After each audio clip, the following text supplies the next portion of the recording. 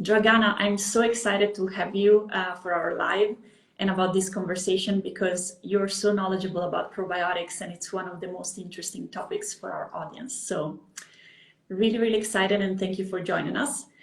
Thank you. And Thank you so much for having me. yes, no, it's great. We've been looking forward to this for a long time. And for everyone, today we're going to talk about probiotics and especially probiotics for children. So we hear all the time questions about, do probiotics work? Is there any evidence? Can they help with this and that symptom? It's a bit of a difficult world to understand. And at Alba, we really love to look at scientific evidence and facts. And Dragana is one of the biggest experts on this because she curates the #1 clinical guide on probiotics in US and Canada. And so we'll have her for this live. We're going to go through probiotics.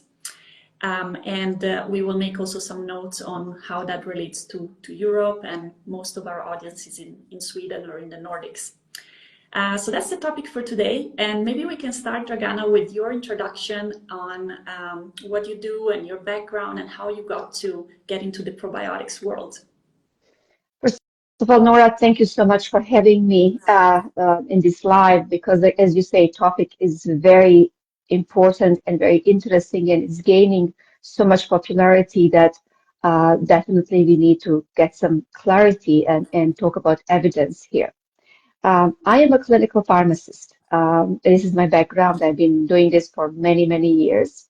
And as a clinical pharmacist, we are healthcare professionals that we need to know about anything that we give to patient or take to correct issues or to help with the symptoms. So we always look at the evidence, look at the guidelines, look at the recommendations. We never recommend something that we do not know is going to be safe, it's going to work. When probiotics enter this whole field, the area of interventions to improve health, it was lots of confusion. That was years ago, and lots of confusion, lots of interest, lots of evidence on one hand, but also lots of irresponsible marketing on the other. And as a pharmacist, I felt we needed something that we can rely on, something that we can easily access, and to give us kind of a summary of evidence so we can select and recommend probiotics to our patients safely and responsibly. And that's why almost 20 years ago now, 16 years ago, we started this initiative when we look at the evidence, what's published in human population, adults or kids, what intervention was used as probiotic, and what we can expect to see as improvement for health. And we put this in a kind of a table format or chart format. That's why it's called probiotic chart. And initially in Canada in 2008, we had one page, 9 products, and we were very happy with how we kind of summarized the evidence. But then we realized there was lots of information coming out annually, lots of new products, lots of new research. It was exploding at a time, and we realized we have to update that table, that chart annually. And now we are up to more than 100 products in Canada and US, 24 pages, and it's growing. So this is, in a gist, what I do. I try to tell my colleagues, pharmacists, physicians, dietitians, what is the evidence. We summarize it for them, and then we also make it easier for patients to select appropriate probiotics for their desired needs. That's fantastic, fantastic work. And I have to say, every time I speak to a doctor in the US or Canada about probiotics, they refer to your guide. So it's very much in use and very much used by doctors. I think it's probably the standard or what people refer to as the credible guide. So that's amazing. And we also refer to it because it's very well done and very meticulous on the evidence. And just as a quick intro, so I'm Nora. Maybe the majority of you in the audience already know me. I have a background in biotechnology and pharmaceutical engineering. I worked in the probiotics industry and also eczema research for some time. And then I started Alba Health with the mission of supporting parents taking empowered and informed actions on their children's health and nutrition. And we have developed a gut microbiome test specifically for children, and we support on nutrition with certified coaches. And to be super clear, we don't sell probiotics. Neither of us do. We don't make any profit from recommending probiotics. Our objective is really to bring the most evidence-backed and credible information to parents in a simple way. So that's our objective. And before I start, I also wanted to say to the audience, if you have any questions, drop them in the chat. This time is for you. It's to answer any of your questions. We already got some in the past few days, so we'll try to answer them. But don't be shy, just let us know. Maybe we can start with you guys writing in the chat, what's your biggest question on probiotics? Why did you join? And what's the biggest thing you want to get out of today? And in the meantime, we can get started. I would say the first question to you, Dragana, is what are probiotics? Let's start from there. Again, this is a very good question, because one of the things, probiotics, everybody heard of it. And my patients would like to take some. Everybody would like to recommend them. But most of us, most of my patients, most of my colleagues do not really understand what probiotic is. And they do not know there is a specific definition that is globally accepted about probiotics. So we know that probiotics are bacteria or similar microbe. But what we do not know, for something to be a probiotic, it has to be proven effective in improving health. And it has to be live and applied in adequate amounts. So this is by definition of probiotic. If you think about this, in the past, 100 years ago, we would love to kill all the bacteria, microbes in our body to prevent disease. That's why antibiotics were one of the biggest discoveries that improved population health. But now we are realizing there are bacteria that we have that we need to keep alive. And as intervention, sometimes we use outside bacteria called probiotics, but we also have to know what kind of bacteria we are giving as a probiotic, and we have to have a proof that that bacteria or microbe actually will provide health benefits. Exactly. And the gist of it. Yeah, and one of the also concept to introduce is our gut microbiome, which is something that is very, very interesting right now and subject of a lot of research. So our gut is populated with microbes and different microorganisms, not just bacteria, and they're very important for our health. We need them for good health. That is correct. This is correct. Gut microbiome and microbiome is being, again, another popular terminology which many people cannot completely understand. But the effect of gut microbiome on overall health and importance, we are learning more about it, and we do know now that we definitely cannot live without it, without those friendly bacteria in our gut and in other parts of the body. Exactly. We already have a lot of questions, so let me get to some of them. So there was one on eczema. We're going to get to that in a minute. But there was one before about the difference between spore-based probiotics and non-spore-based probiotics.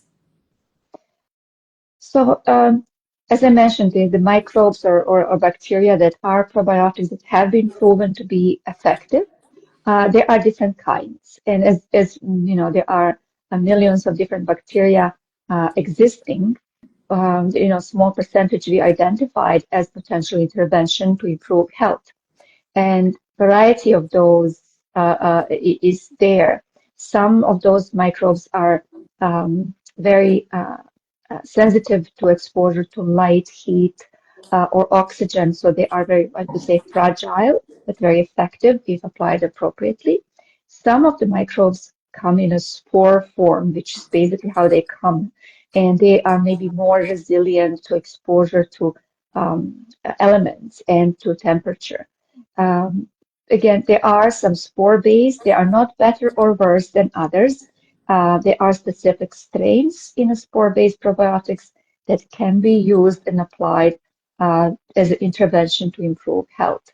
So it's just another thing that we have in our kind of a chest of tools to use to improve patient health. I love that you mentioned that they're not better or worse, because that's often one of the questions, right? Does that mean that I should go for those or not? So it's good that you explain that as well. And also, what's the difference between probiotics, prebiotics, postbiotics, symbiotics? It's a lot of different biotics here. That's correct. Again, biotics are popular terminology.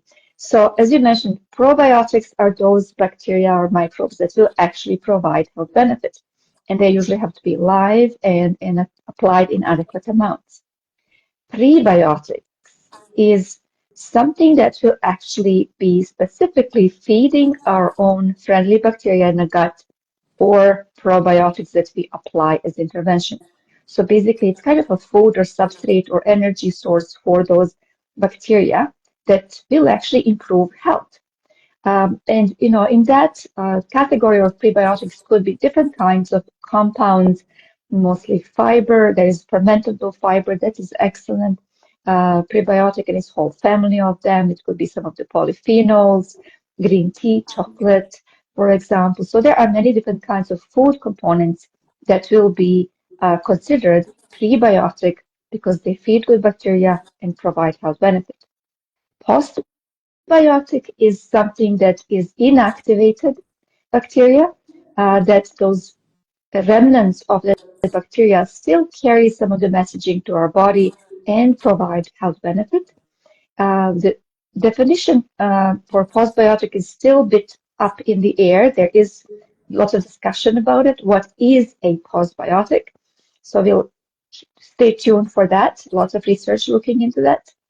And symbiotic is sometimes we combine good bacteria or microbe and food for it, which is prebiotic. So probiotic and prebiotic together can be considered symbiotic.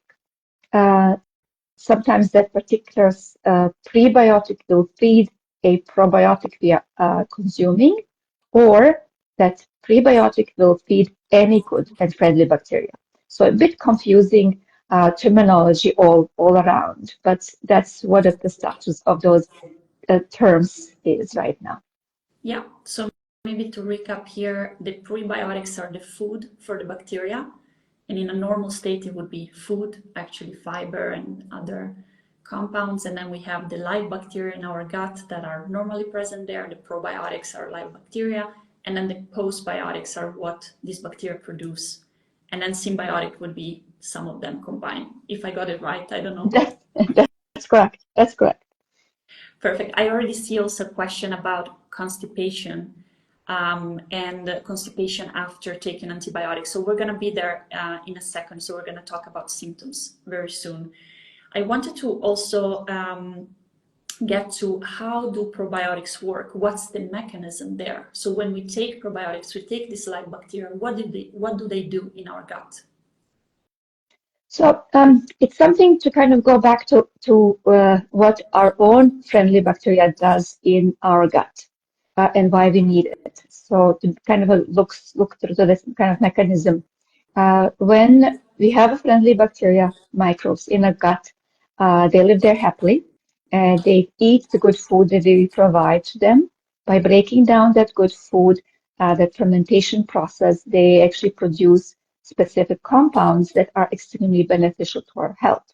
They are called short-chain fatty acids, and they will actually not only help the normal transit of food through the gut, but they also will provide good help with eliminating feces, passing stool. But what is very important, those short-chain fatty acids will communicate with underlying immune health in a gut or gut system, basically calming down any inflammatory responses and providing good immune responses. So they do play extremely important role in many other parts of the body, but this is kind of the inner gist. So what it means is that if you have enough and diverse friendly bacteria in our gut, we usually do not need probiotics. It's like a family living in a house very happily. They really do not need anybody outside. But sometimes you have a problem you have an issue and you need outside help. And this is when you bring a probiotic to fix it.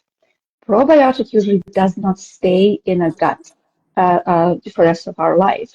It comes in, supports our good friendly bacteria, fixes the problem, and then leaves.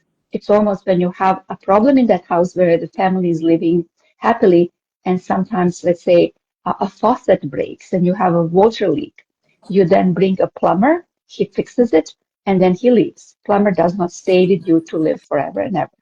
So that's kind of a mechanism of how the probiotics work. They come in, support us, and then they leave. So I don't want to go into too many details how, the biochemistry of how probiotics work, but there are so many different things they do, friendly bacteria and probiotics.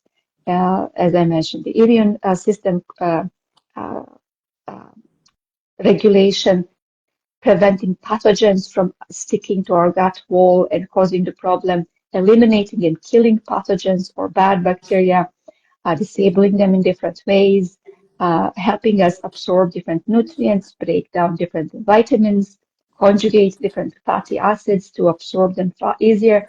So there's numerous things that actually play a role supporting our overall health. Great, and great that you mentioned that, because that's often not understood, or many things, okay, but if the probiotics go in and go out, doesn't mean that they don't work, but that's how they're supposed to work. There was one question about could you hurt the balance between the families of good bacteria in the gut by only taking a few strains of probiotics? I think this is linked to what you just said. That is correct. There are different times in our life when we get different reactions when we actually provide probiotics. So for an adult or maybe child that is, 3 to 5 years old or older, it already has a blend or kind of a unique fingerprint of different bacteria and microbes that is going to carry for the rest of their life, most of their life. And it will be difficult to actually, with taking just a one single or specific strain of bacteria, to affect that balance. Early childhood, from the birth on, is the time that we have to really be careful what we give for how long and what kind of strain, because this is the time when babies are forming their own, populating the gut and forming their own unique blend of the microbes or gut microbiome that they're going to carry on. There have not been too many cases when we actually can harm or overwhelm the diversity of the gut with the probiotics, but because our patients, we tend to, as the humans, we tend to overdo a good thing. I can foresee this happening and people doing too many, taking too many things, and usually more the merrier is the philosophy of my patients. If one thing works, I'll take 10 times more for better effect. So there have been some cases when taking too much, too long of single strain might actually affect diversity. Exactly, and we completely agree with that. That's also one of the reasons why we started Alba, because we foresee a future where we can understand the gut microbiome more and more, and take interventions in a data-driven way. We got so many questions sometimes on, if probiotics are so good, why can't I just give all of the products to my child? So many think about this, and it's especially for newborns and for small children. The gut microbiome needs to have its own balance, and actually accelerating that colonization too fast could be potentially a problem. So that's great also that you differentiate these two times periods. And we also have one other question about, so I've noticed that gut bacteria are supposed to create electricity. Biotics transport electrons in the cells and lymphatic system. And it says, if the body is electrical and consists of living organisms, aren't we supposed to balance the body via hydrogen and alkalinity, Krebs cycle, and Warburg effect has proven this. So it's a bit of a technical question, but maybe Dragana, you know. It is a very technical question, and sodium and potassium are those that are passing through the cell wall and doing this. So bacteria provides the healthy cells to actually do that. Bacteria does not provide electricity that is going to go through the cells, but it supports the cell health so the cell can function appropriately. Because bacteria itself is a cell, and in kind of we are getting into more of the biochemistry and then microbiology at this point. So for the purposes of I think this talk and giving some kind of a clinically relevant advice, I think we should probably have another live talking about microbiology and the deep dive on those kind of mechanisms. You mentioned something else, Nora, that people sometimes think, if one probiotic will work, why not combine more and give more all at once for great, better benefit? Many times people think that, and it's not unusual. I also like to say we don't know how these different probiotics will actually work together unless they have been studied together, because each probiotic strain is different. So I mentioned the plumber coming to the house to fix the faulty faucet. You don't call one plumber and another 5 plumbers, and maybe your neighbors and the rest of the family to come in all together. You overwhelm your house. Nobody will be able to actually do their work, and they might even get upset and just leave. So you don't combine these if you don't know they will actually work together well. That's great to know. Yeah, that's a very frequently asked question. So that's great to touch upon that as well. And actually, one more question before we jump into the symptoms and constipation and eczema. Why do we need to pay attention to our gut microbiome now more than years ago? Things are changing in our environment. Why is this all of a sudden very important? I would say it's a multiple answer to this question. I believe, first of all, in the last couple of decades, we are learning more about the role of gut microbiome and importance of keeping it populated, diverse population of microbes there, and how much it affects our health.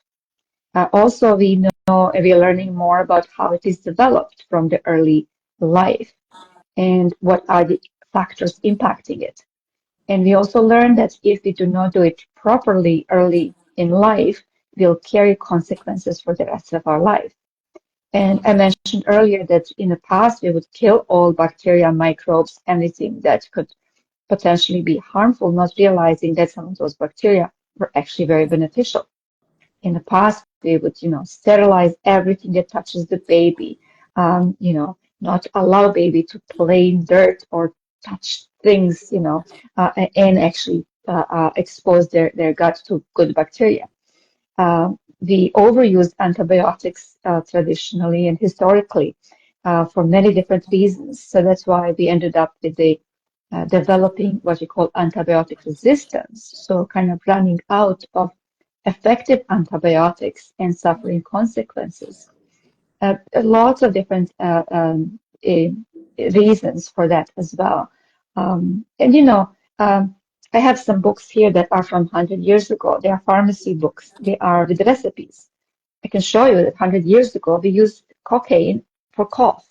So we learn, and we adjust our thinking and our approaches as we learn more. And I believe that science now allows us to learn so much so quickly and go deep and understand things that we could not understand before. So yes, the guide that I produce, people might be laughing at this, 100 years from now, but this is what we know at this moment. This is what we know that science shows at this particular moment. Exactly, and you touch upon some really important concepts. One is the importance of the gut microbiome in the first years of life. So more and more studies are showing that the way our gut is colonized in those first years could have consequences later in life, especially related to the immune system development, but also other topics. And there seem to be especially three potential disruptors of this process. One is antibiotics, one is C-section birth, and the other one is formula feeding. They've been associated to a disrupted microbiome. And of course, these are things that have also helped reduce mortality during childbirth, and antibiotics can save lives in many situations, but then we are discovering now that they could impact the gut microbiome. And now that we know more and more about it, we're here talking about what can we do to restore it or to take care of it if these events happen. I can just add to that. You kind of really summarized this beautifully. What are the factors impacting the early childhood development of good microbiome?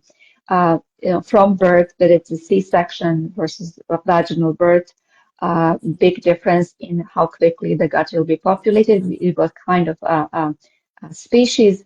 Breastfeeding supports the baby's gut by providing the bacteria and food for bacteria that is specifically for that bacteria, and helps populate the gut better. But again, I also say that formulas have been changing as well and trying to follow and mimic breast milk as closely as possible, because quite sometimes mothers are unable to breastfeed for different reasons or cannot produce enough breast milk, and quite often they feel extremely guilty and pressured and etc. So I would say in case breastfeeding is not possible for any reason, there are formulas that can be actually mimicking and resembling the breast milk with they would add a probiotic strain to the formula, and they will also add this specific prebiotic or human milk of oligosaccharides that are try to mimic what is in breast milk to feed the bacteria. And again, the other nutrients for the baby's growth and development as well. Completely agree. That's also our point of view. No matter what your decision or situation is, there's always something that can be done. And there's now more and more tools in our toolbox and ingredients to mimic this and to help this microbial colonization. Maybe another thing that we didn't mention is the importance of food in all of this. I mean, you said that prebiotics are the food of bacteria and they can be naturally present in our food. So a lot of times we also see that people believe probiotics are a bit of a silver bullet or like a magic formula, but diet, it is important and supports our gut microbiome in general, and also potentially probiotics. What's your view on that? Absolutely. One of my favorite topics as well. I have so many colleagues, dietitians, but as a pharmacist, I like to talk about that to my patients as well. It definitely does have effect on what we eat. People quite often think about food in the terms of, how many calories, if it's a healthy for me, as far as the balanced diet, but we have to also think about it, is this food good for my bacteria? Is my bacteria going to enjoy this food and ferment it properly? Is this food, does it have enough prebiotics for my friendly, gut microbes? We do know one of the things that, over the past years, decades, I would say, we kind of a way of life made us turn into the kind of processed foods and fast foods and convenient foods, which they are really deprived of prebiotics or food for our friendly bacteria. So over the last, maybe 600, 500, 50, 60 years ago, we kind of developed these great convenient packaged foods, which will provide enough of the nutrients for our body to maintain and sustain us. But those foods were kind of empty foods when it comes to food for bacteria. So this also kind of historically affected generationally the composition of friendly bacteria in a gut or gut microbiome. So food has huge impact, and it's one of the first interventions we can think about, starting from the early childhood to later in life, is when we select foods and we plan our diet, don't worry so much about calories and everything else, but think about, is it packed with nutrients for my own body and for my friendly bacteria? And you mentioned, fermentable fibers, polyphenols, and different kinds of prebiotics that have to be present in the food to support the friendly bacteria. Fantastic. That's exactly how we see it as well. Food and probiotics and our gut microbiome work together. So it should never be that the probiotics are just a silver bullet on their own. Let's get into the evidence. So many ask us, is there any evidence about probiotics? And what are the symptoms or indications where we have evidence on? So that's one of my favorite questions. And I also see that, with speaking to my colleagues in North America, I'm not sure how it's in Europe, when we talk about probiotics in a kind of a realm of natural health products. So sometimes considered what we call alternatives, so not a traditional or mainstream medications. And when I tell them, yeah, there is evidence for it, it's not snake oil, it's not just a magic. There is a substrate well-defined that is being tested in well-designed studies, and this is what we know as an outcome. When we look at the evidence, so many thousands of studies published every year on use of probiotics for different interventions. I mentioned earlier that our guide had one page initially 16 years ago, now 24 pages, and half of those pages are actually references. The guides have more than 200 references, which means 200 studies that we have reviewed plus more that are there to support the recommendations we make in the guide. So there is great evidence for specific kinds of bacteria or probiotics as intervention. So there is lots of evidence.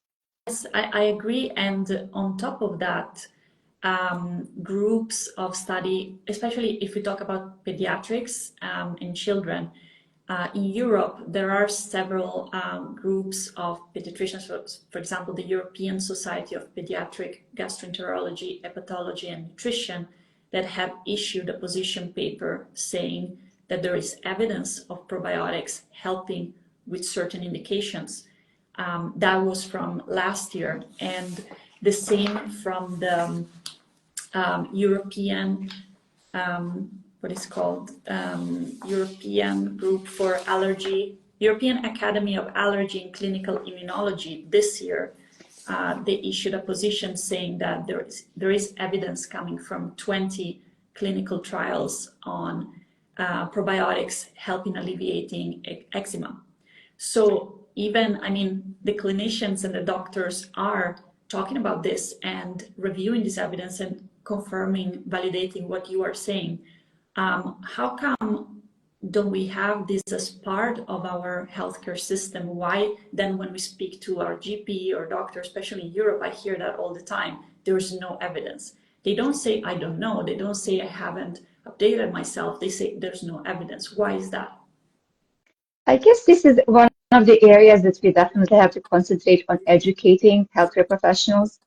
And again, we've been doing this with the guide and with a kind of association that we have around the guide called Alliance for Educating on Probiotics.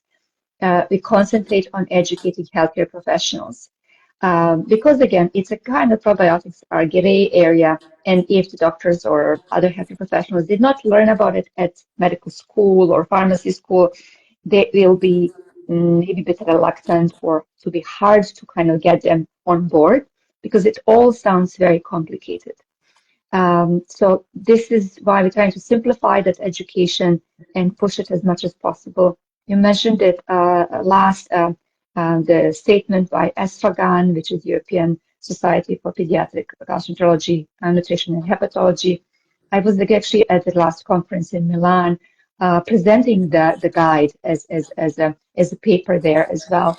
So it has been, as you say, specialists know. Most of the gastroenterologists understand and recommend probiotics appropriately to their patients. Now we are looking at a primary care, those kind of a first line of defense in healthcare, your family doctor, your pharmacist, your dietitian, nutritionist, to educate them more. I'm actually have to say that dietitians are leaders in this. They are open to learning more, and they seem to be a group that is very interested and invested in learning more about that because they understand the impact of food and kind of food-related interventions as well. I agree. And I agree that specialists generally know about this, while maybe GPs are less. Of course, they're so busy, they have so many things to manage, so it's very hard to stay updated with everything. I think in a country like Sweden or the Nordics, generally families with children go to their GP. There's no pediatrician, or often even the midwife. The pediatrician is not so involved, and especially pediatric gastroenterology would be very hard to see them. So maybe that's where the gap is over here. What are the indications or symptoms where there is most evidence for probiotics for children?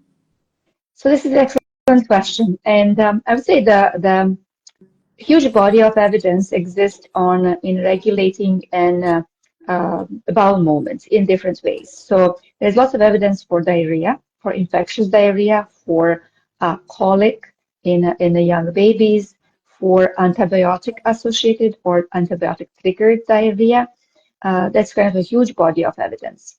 We have lots of evidence in kids for prevention of common infectious disease, prevention of colds and flus. We have evidence for preventing and even treating childhood eczema and atopic dermatitis with specific interventions. Earlier in life seem to be better, but again, there is some studies in kids up to 14 years of age with specific probiotic interventions for eczema. And there's more. There are small, very specific disease states such as inflammatory bowel disease in kids as well can be actually kept in remission with appropriate probiotic intervention. So these are just some of the, I would say, most common indications in kids. Exactly. And I think some in the comments asked about constipation. So they were saying that their child struggled with constipation after taking antibiotics. Would you say antibiotics could be related to this constipation? And is there evidence of probiotics helping there? So early in life, you know that antibiotics can be lifesaver if used appropriately and when indicated, but antibiotics will definitely have huge impact on a healthy gut microbiome in a child that is just developing their own kind of a microbiome. So the consequence can be lifelong. So yes, there can be a consequence of the antibiotics. That's why we do not prescribe them to kids unless it's absolutely necessary. And there are some probiotics that can be used to correct the symptom. And again, trying to support the child's gut and good bacteria by providing proper food, rich in prebiotics to support the gut and again, hopefully allow the gut microbiome to restore diversity after the antibiotic is done. And I would say if anyone in the audience would like to see Dragana's guide, we would be happy to share with you and also to mark which products are available in Sweden and Europe so that you can look through. We never give personalized recommendations without knowing a broader context. At Alba, we always have a very extensive questionnaire. We have certified coaches that go through that questionnaire and have a consultation. So that's our approach. But of course, we're more than happy to share the full guide if you want to take a look at that. So let us know in the comments and we'll send it to you in the DMs. Thank you, Nora, for that. Thank you, Nora, for that. Thank you for you and your team for looking at our guide and then highlighting what products are available in Sweden. That was very helpful because in the guide, what we do, we list a probiotic strain, which is the name of probiotic bacteria itself. And then we put a brand name that is available in US or in Canada, in separate guides, so for easy selection. There is also lots of information, what indications it can be used for, and what studies we have reviewed to actually assign the indication to the actual bacteria. So what I just want to kind of show you quickly, this is the printed copy of the guide, which is, probably not very convenient for people online, but we also have a guide as a website, which is interactive. You can search by indication, and we can probably put the links to that. And there's a guide for Canada, guide for US, and next year we are coming up with a guide for UK. So we are hoping to expand to different European countries. And again, you already done a job for Sweden, so we will definitely look at the Sweden as the next to make it easier to select. And there's also mobile app with the probiotic guides as well. The name of it is Probiotic Guide. If you search it as an app store, it will be easy to find. And if you download it, look for the country that you want to select, because again, the brand names of the same strains can be different in different countries. Exactly.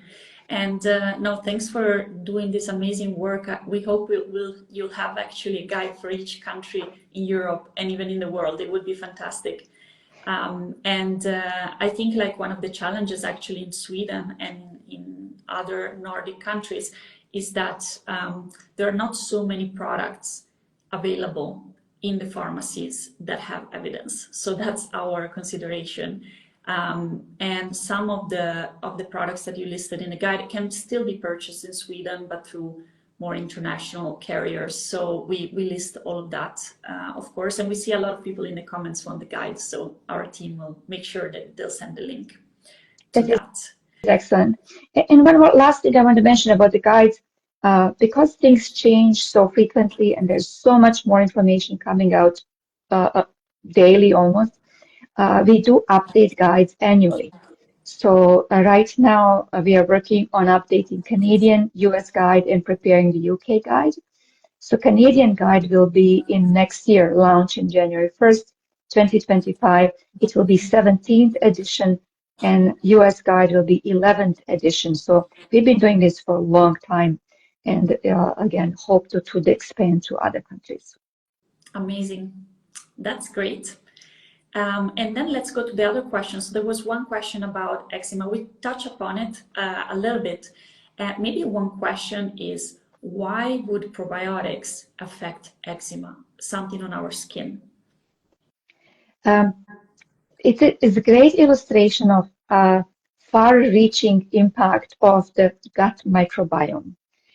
So I mentioned earlier that some of the mechanisms of how the gut microbiome and probiotics in turn supporting it can affect the rest of the body is the communication with this underlying immune system that is basically lining the gut.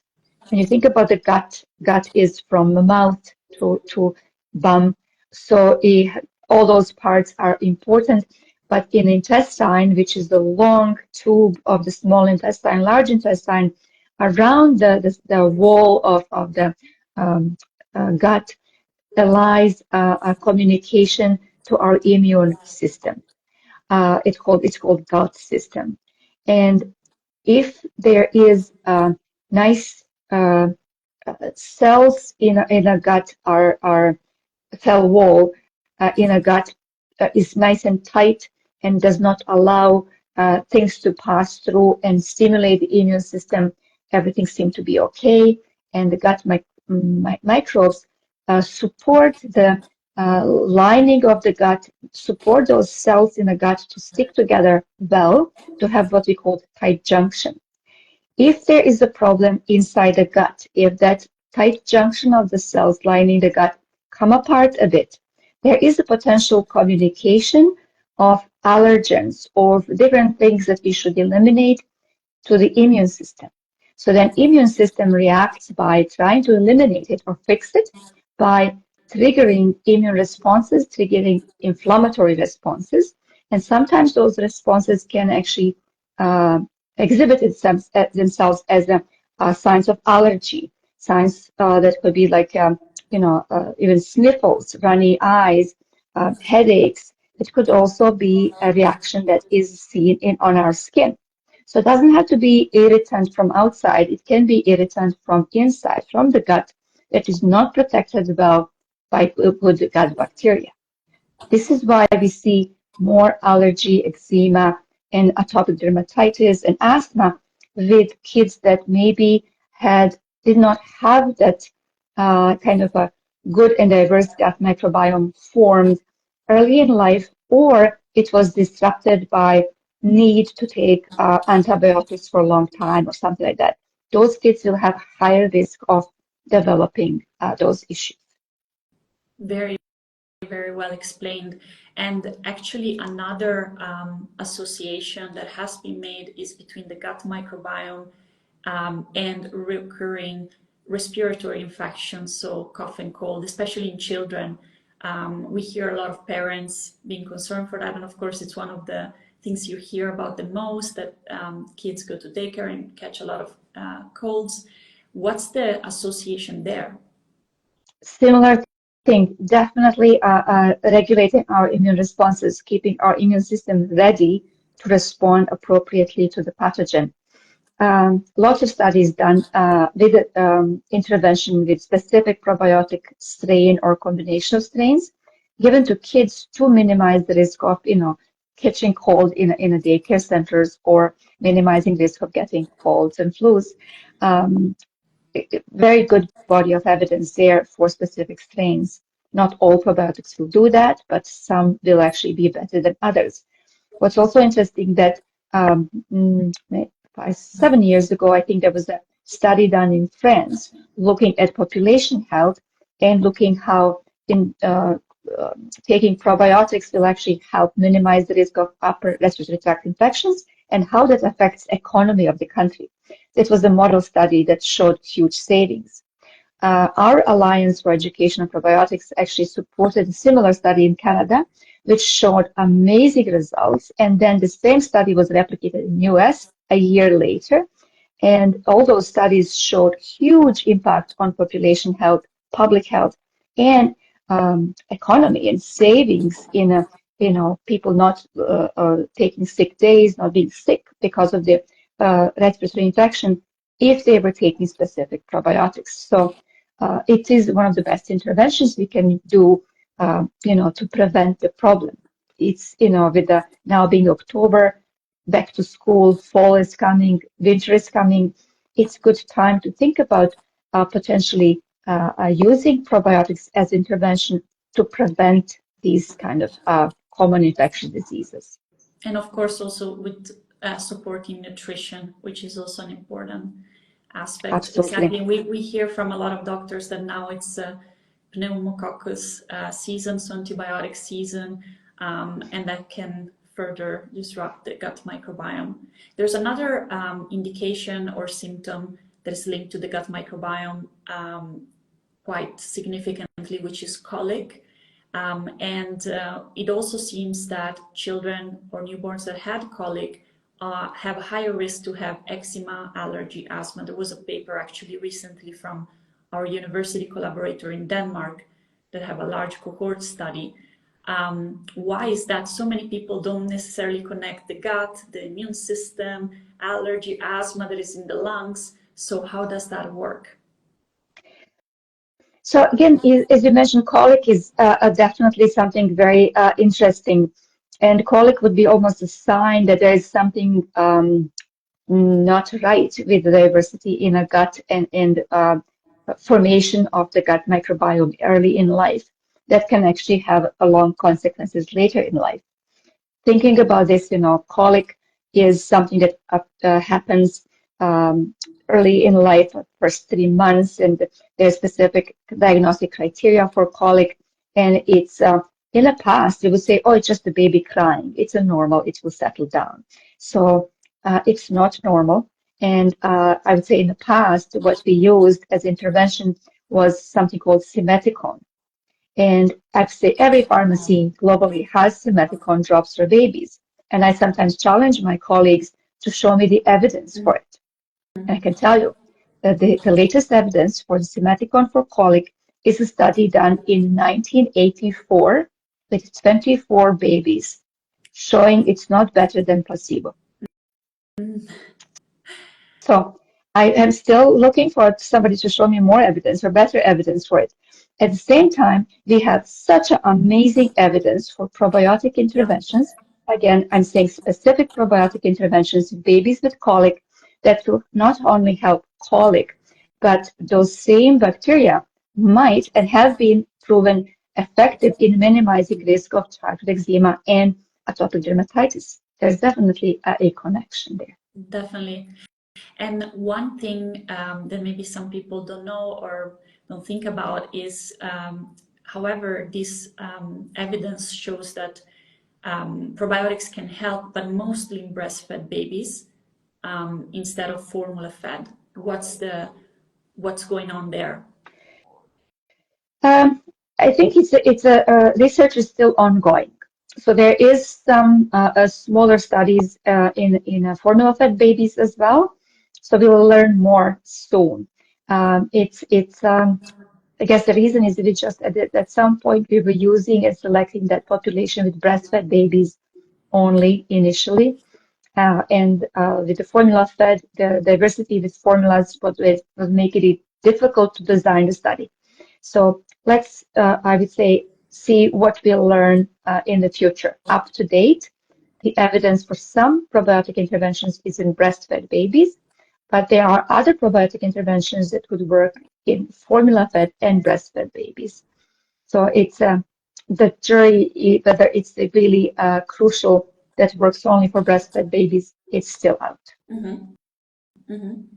There's another association that is very interesting, which is the link between the gut and the brain and cognition, especially in children. What do we know there? And that's also another area that not many people connect. What do we know about that connection? Lots of research going on. We do know that there are certain, direct communications between gut cells and the brain, direct communication. Sometimes we would call this gut feeling or, my gut instinct. It's basically, there are definitely direct communication between gut and brain. And bacteria can positively influence those cells that are communicating with brain. So we do know that there are certain probiotic strains as intervention that can actually improve symptoms of stress related, but it can also improve some mild mood disorders as well. We also know that certain foods will actually have a positive impact on a brain and mood, again, because those certain foods will actually feed the good bacteria, supporting those, giving good communication to the cells, communicating with the brain directly. Lots of research looking into that intervention as well. Yes, that's very fascinating and very impactful as well. Of course, the brain is always really, really fascinating. That's great. We went through a lot of different indications and associations between the gut microbiome and also the use of probiotics. Question for the audience, is there anything else you wanted to touch upon in terms of symptoms? Let us know in the comments. And I also had a few other questions. One is about the dosage form. So especially when we choose a probiotic for children, we have different options. And of course, the newborns cannot take a capsule. So of course, there are drops, there are chewable kind of probiotics, and then there are capsules. Is there a difference between them in terms of effectiveness? Is there something we should avoid? So here is something that kind of it's interesting. First of all, I just want to also mention, I said a couple of times probiotic strain. Probiotic strains means a specific bacteria or microbe. It means it has a first name, last name, and nickname. We know exactly who that is. It's like same with the pharmacist or doctor. We never tell you, go to the pharmacy and get a medication. They give you a prescription with specific name, dose, formats to take. Same should be with probiotics. We should not ever tell the patient, go and buy a probiotic. We have to tell them what particular strain, because all of them will have different and very specific effect. So this is number one. And what a strain is, it's that kind of series of letters and numbers at the end of the name of bacteria on a label. So that's, first of all, remember that we need to know what a strain is to actually understand what it will do for us. Some strains can be given in any form, drops, chewable tablet, in a yogurt form, in different kinds of forms. Some strains need to be refrigerated because they are very fragile. They need to be preserved and kind of hidden from the temperature, oxygen, etc.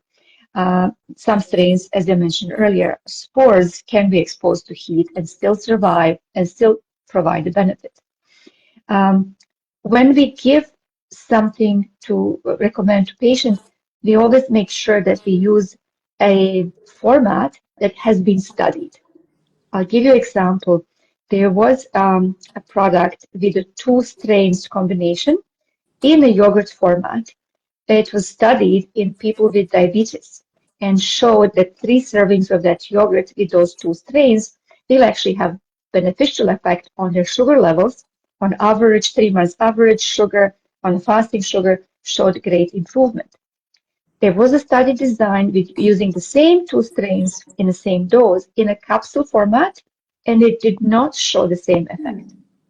So this is why when we are suggesting or providing advice to patients, we try to suggest use the format that has been studied.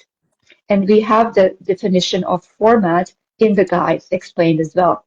The dose, whether it's drops, as you say, chewable tablets, liquid, powder that can be dissolved in something, it's stated in the guide.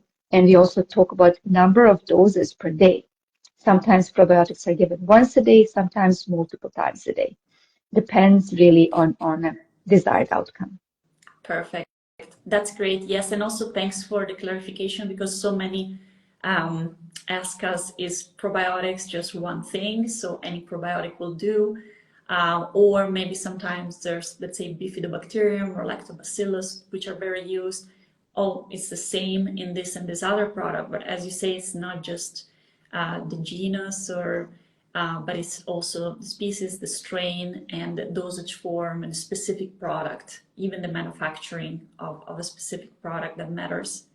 I see that we're almost at time, and I wanted to ask you one last question, which is, what probiotic do you use? It depends. It depends if I have a problem, and it depends, for example, if I'm traveling, I'm using something that will minimize the risk of traveler's diarrhea. In the times like this, when the flu and cold season is coming, I might reach for something that has benefit that will minimize risk of it. And I do prefer to support my gut microbiome with food, with proper food first. But if there is need for intervention, absolutely. Being a female, there are some probiotics that can be used to help vaginal health. Maybe sometimes I need some of those. So it depends what I need. I do not use probiotic daily just because it might be good for me. I try to rely on my good lifestyle, get enough sleep, which is not happening this morning because it's 6 o'clock in the morning here in Canada. But, good food, enough rest, enough water to drink, hydration has to be adequate, less stress. All of those things will actually affect my gut microbiome. So I support it by doing all that and using probiotic intervention when needed. Sorry, first of all, for disrupting your sleep. I feel a bit bad about it. But my pleasure, my pleasure. But I completely agree and share also your answer is the same for me. There's no evidence that that one probiotic can really help on a day-to-day, every day, or so many ask us this question, what is the one probiotic I should take every day? I believe in the same, and lifestyle and diet are most important, and then probiotics should be taken for a specific reason, for a specific window of time. That's what goes for any pharmaceutical and any intervention. There should be a reason for it, and it should be specific to that. So I really share that. I want to thank you, Dragana, so much, because this was so interesting. I also learned a lot, and I love to share this information with our audience. And thank you for everyone in the audience for asking so many questions. And we'll share the link to the guide. Thanks so much to everyone. Thank you, Nora. And I also like to thank the audience. And I would probably like to task the audience with something that they can do. They can actually take advantage of what they learned today and take it back to their healthcare professional, educate them, challenge them to learn more about this area and educate others. Follow Alba Health, follow the Alliance for Education on Probiotics, or AProBio, because there are lots of educational events like this, and the options to learn more online as well. And let's spread the good word about the evidence-based interventions. Exactly, and we also have a clinical study in Sweden that is approved by the Swedish Ethical Committee. We do it with 3 universities, and we're looking into advancing our understanding of the link between the gut and colic, eczema, and allergy. So we are collecting gut microbiome sample from children, from 300 families over time, so longitudinally, and we ask a lot of questions. We also have information on their probiotics usage and antibiotics, so there's many data points there. So we hope to be part of also of advancing science, and we'll share the results, of course, over time. So thanks for everyone, and love also the action. That was great. Let's all take part in this change. Absolutely. Thank you so much. Thanks so much. Bye everyone.